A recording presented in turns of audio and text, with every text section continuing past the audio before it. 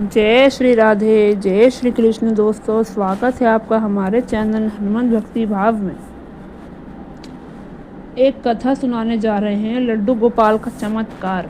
जी हाँ, भगवान कृष्ण जो उनके स्वरूप लड्डू गोपाल को पूछते हैं, उनसे जुड़ी सत्य घटना है, एक चमत्कारी घटना है। आशा करते हैं आपको यह वीडियो पसंद आए, यह कहानी पसंद आए। तो चलिए दोस्तों, शुरू करते हैं। आप सभी को राधे राधे, जय श्री कृष्ण। आज की यह कहानी सुनने के पश्चात लड्डू गोपाल के प्रति आपकी विश्वास और भी अटूट हो जाएगा। जी हाँ, ठाकुर जी की यह लीला सुनकर, उनके स्नान जल के चमत्कार के बारे में सुनकर कि जब एक गर्भवती महिला ने ठाकुर जी के स्नान जल को रोज ग्रहण किया तो उसके अपने बच्चे पर क्या प्रभाव पड़ा।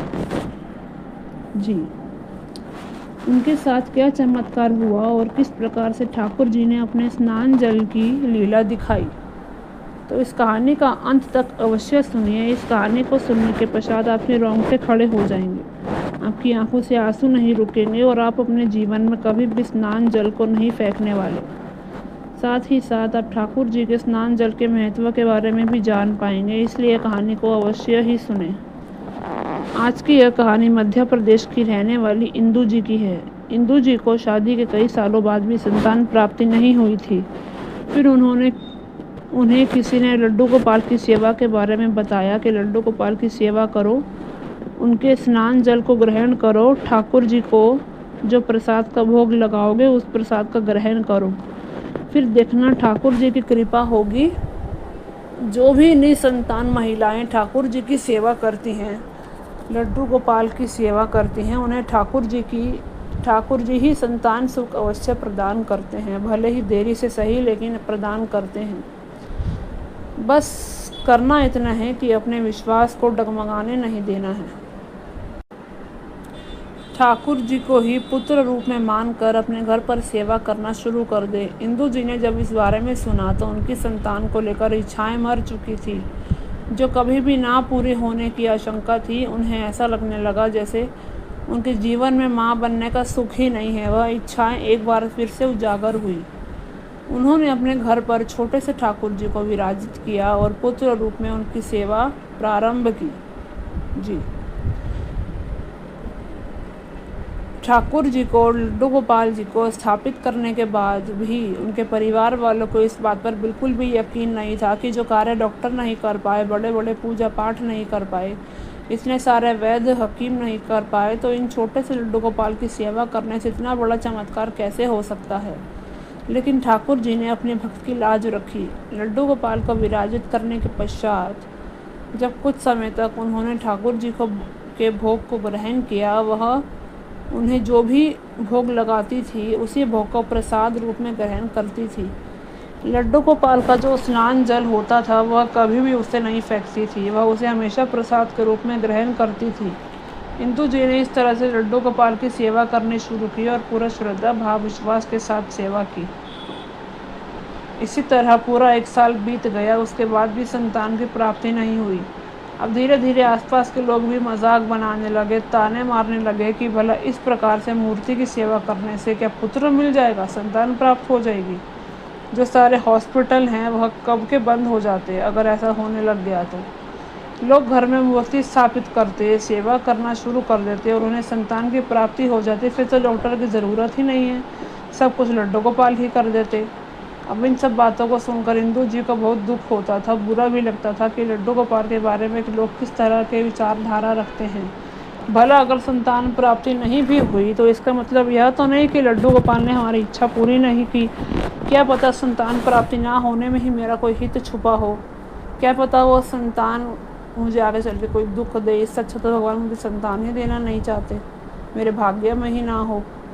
इंदू जी ठाकुर जी को ही अपनी संतान मानकर हमेशा उनकी सेवा करती और सोचती, क्या पता इस पुण्य कर्म से अगले जन्म में ठाकुर जी हमें संतान दे दे। इस जन्म में ना सही तो कोई बात नहीं, क्या पता हमारे पाप नष्ट हो जाएं। देरी से ही सही ठाकुर जी हमारी मनोकामना पूरी कर दें। क्या पता हमारे पाप इतने अधिक हैं कि उनका अंत होने में समय लग रहा हो, और जब हमारे पापों का अंत हो जाएगा और ठाकुर जी हमारी सेवा से प्रसन्न होंगे, उसके पश्चात भी हमें फल अवश्य ही मिलेगा। यह सब बातें सोचकर इंदु जी ठाकुर जी के पूर्ण विश्वास के साथ सेवा भाव से करती थी। लोगों की बातों पर उनका कोई ध्यान नहीं होता था। जो कोई भी कुछ बोलता था वह यही कहती थी कि लड्डू गोपाल पुत्र रूप में मेरे घर आ चुके हैं। अब अगर कोई मुझे संतान नहीं भी हुई तो कोई बात नहीं, मैं सदैव ठाकुर जी को ही अपनी संतान मानूंगी, उनकी सेवा करूंगी। काफ़ी सारे ऐसे लोग हैं जिनके पुत्र नहीं हैं, तो क्या वह ठाकुर जी की सेवा नहीं करते, उन्हें पुत्र बनाकर सेवा करते हैं।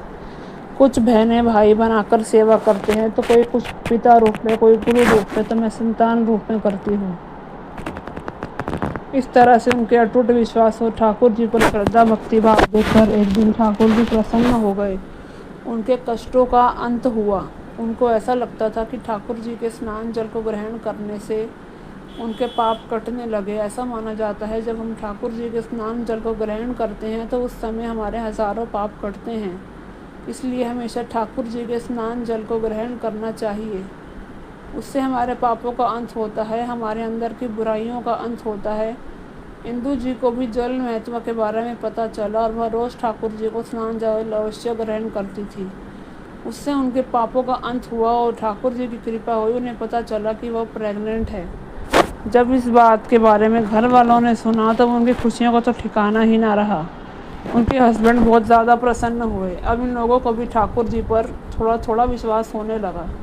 वह पहले लड्डू गोपाल पर उतना विश्वास भी नहीं करते थे, मूर्ति मानते थे, लेकिन जब उनके जीवन में यह खुशी आई उन्हें भी ठाकुर जी पर विश्वास होने लगा कि सचमुच ठाकुर जी अपने भक्तों पर कृपा करते हैं। उसके पश्चात इंदु जी के हस्बैंड उन्हें डॉक्टर के पास ले गए। वहाँ पर उनका ट्रीटमेंट शुरू हुआ। जब उन्हें तीसरा महीना लगा तो उनके जीवन में घटना घटी। जब उन्हें तीसरा महीना चल रहा था तो उनका चेकअप हुआ। उस समय डॉक्टर ने बताया कि इंदु जी प्रेगनेंसी है वह बहुत ज़्यादा डिफ़िकल्ट है। ये उस परिस्थिति में है कि 9 महीने के बाद अगर बच्चा होगा तो पहली बात ऑपरेशन से होगा, और इस परिस्थिति में भी हम या तो माँ को बचाएंगे या बच्चे को, यानी एक को ही हम जीवन दे पाएंगे। और उस परिस्थिति में हमें यह फैसला भी खुद ही लेना होगा, क्योंकि यह बहुत ज़्यादा डिफ़िकल्ट है। क्योंकि इंदु जी को काफ़ी सारी समस्याएं हैं। उन्हें थायराइड हो गया, शुगर बढ़ गया, काफ़ी सारी समस्याएं हैं। और फिर से घर में जो लोग थे उनका तो विश्वास डगमगाने लगा। उन्हें लगा कि बच्चा अब की बार भी जन्म नहीं लेगा, या तो जन्म के पहले ही उसके स्वास्थ्य उसके साथ कुछ अपशगुन हो जाएगा, या फिर जन्म लेते समय यानी दुनिया में आते समय उनके साथ कोई अपशगुन हो जाएगा। क्योंकि यह तो निश्चित था कि सभी लोग इंदु जी को ही बचाना चाहते थे, यानी माँ को बचाना चाहते थे। उन लोगों ने कहा कि हमारा भाग्य में संतान सुख नहीं है, कोई बात नहीं, लेकिन हम बहू को भी नहीं खो सकते। इस बात का इंदु जी को दुख हुआ और बहुत ही ज़्यादा खुशी भी हुई कि उनके जो घर वाले हैं वो उन्हें चाहते हैं। फिर भी उन्हें अपने संतान की चिंता थी। इंदु जी ने ठाकुर जी से भी प्रार्थना की, ठाकुर जी अगर आप मेरे जीवन में यह खुशियाँ के पल लाए हैं तो अब आप उन्हें कभी भी जाने मत देना। मैं तो संतान प्राप्ति की इच्छा खो ही बैठी थी, आपको ही पुत्र मानने लगी थी, लेकिन आपने ही मुझे ये आशीर्वाद दिया है, आपने ही फल स्वरूप मेरा गर्भ धारण करवाया, तो अब आप ही मेरी संतान के रक्षक हैं प्रभु। इंदु जी नित्य नियम से सुबह उठकर ठाकुर जी को जगाकर स्नान कराती और कुछ प्रेग्नेंट अवस्था में होने के बाद भी सबसे पहले कुछ नहीं खाती, कुछ नहीं पीती, सिर्फ ठाकुर जी का स्नान जल सबसे पहले ग्रहण करती। उसके पश्चात पूजा करने के बाद भी वह चाय नाश्ता वगैरह करती। और उन्होंने यही नियम अपनाया पूरे 9 महीने तक। उन्होंने लड्डू गोपाल के सामने जो भोग लगाया, चाहे वह दूध का भोग हो, खाने का भोग हो, किसी फ्रूट का, जो भी भोग लगाती सिर्फ वही भोग प्रसादी ग्रहण करती है, अथवा कुछ भी नहीं। और स्नान जल तो करती ही थी ग्रहण अवश्य।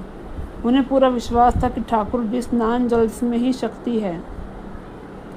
धीरे धीरे करके उनके स्वास्थ्य में सुधार आने लगा। स्नान जल ग्रहण करने की उन्होंने नियम छोड़ा ही नहीं दोस्तों। जैसे जैसे उनका वक्त करीब आता गया डिलीवरी का, तो उन्हें उनकी चिंता बढ़ती गई, किंतु अंदर ही अंदर उनके स्वास्थ्य में सुधार आ रहा था, जिसका उन्हें आभास नहीं था। उन्हें यही चिंता थी कि मैं डिलीवरी के समय क्या होगा। डॉक्टर जब वो जाती थी हर महीने अल्ट्रासाउंड कराने, डॉक्टर भी यही कहते थे कि देखिए चिंता की बात तो है इंदु जी, आपका शरीर एंड टाइम पर डिलीवरी के टाइम क्या रिस्पॉन्ड करे, क्या हो हम नहीं जानते, हम आपको उसी समय बता पाएंगे। इंदु जी हर महीने टेंशन उनकी बढ़ती जा रही थी, किंतु वह अपनी पूजा निष्ठा में उतनी ही भाव से खोई हुई थी। उन्होंने भाव नहीं छोड़ा ठाकुर जी के प्रति।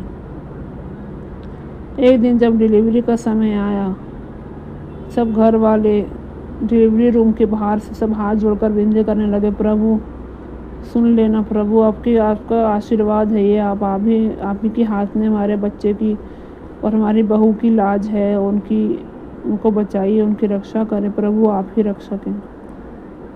किंतु जब डिलीवरी हुई तो उन्हें पुत्र रत्न की प्राप्ति हुई और वो स्वयं भी ठीक हुई। डॉक्टर भी जब बाहर आए, उन्होंने खुशखबरी दी कि मुबारक हो, आपको पुत्र रत्न की प्राप्ति हुई है, तो परिवार वाले तो इतने खुश हुए। किंतु वह बच्चा ऑपरेशन से ही हुआ था, लेकिन माँ बच गई थी दोस्तों, उनका स्वास्थ्य ठीक था, पुत्र भी ठीक हुआ था, कोई चिंता की बात नहीं थी। यह चमत्कार नहीं तो क्या है दोस्तों। इंदु जी को ऑपरेशन, उस टाइम तो ऑपरेशन से हुआ था, और लेकिन जैसे ही होश आया कुछ समय बाद, उन्होंने सबसे पहले पूछा मेरा बच्चा, उनके मुख से निकला कि मेरा बच्चा। तो फिर उन्होंने मन में ये बात आई कि अरे इन्होंने तो कहा था कि मैं मर जाऊंगी, मैं तो जिंदा हूँ, तो क्या मेरा बच्चा चला गया। उनके मन में ये सब ख्याल आने लगे, वह आंसुओं से रोने लगी। उतनी देर में नर्स आई, उन्होंने पूछा, इंदु जी ने पूछा, नर्स मैडम मेरा बच्चा। नर्स बोली, देखिए आप चिंता मत कीजिए, आपको पुत्र रत्न की प्राप्ति हुई है, आप ठीक हैं, आपका पुत्र भी ठीक है। इंदु जी का तो मानो खुशी का ठिकाना ही ना रहा दोस्तों। इतनी खुश हुई, जो उनको पीड़ा भी थी सब पीड़ा भूल गई, इतनी खुश हुई, बस बोली मेरा बच्चा, मेरा चेहरा दिखा दो मुझे चेहरा। तो इसी प्रकार उनके घर में सब ठीक हो गया, उनके परिवार को भी ठाकुर जी में निष्ठा हो गई। अब पूर्ण परिवार ठाकुर जी की सेवा में लग गया। इंदु जी तो लगी ही रहती थी, लेकिन अब पूर्ण परिवार, जो नास्तिक थे, जो कहते थे हम भगवान में नहीं मानते, हम इन मूर्ति में नहीं मानते, वह भी ठाकुर जी की नित्य रूप से सेवा करने लगे।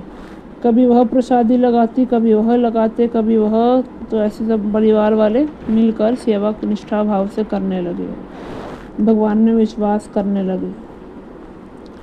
दोस्तों यह सच्ची घटना है, यह गर्भवती स्त्रियों की इसके लिए बहुत फलदायक है, किंतु ध्यान रखें दूसरों तक भी ये कथा पहुंचाएं और अपना हर रूप से ध्यान रखें, अपने डॉक्टर की सलाह लेते रहें। अगर ये कहानी आपको अच्छी लगी हो तो हमारे चैनल को सब्सक्राइब करना ना भूलें, वीडियो को लाइक करना ना भूलें, अपने दोस्तों से शेयर करना ना भूलें। जय श्री राम, जय श्री राधे।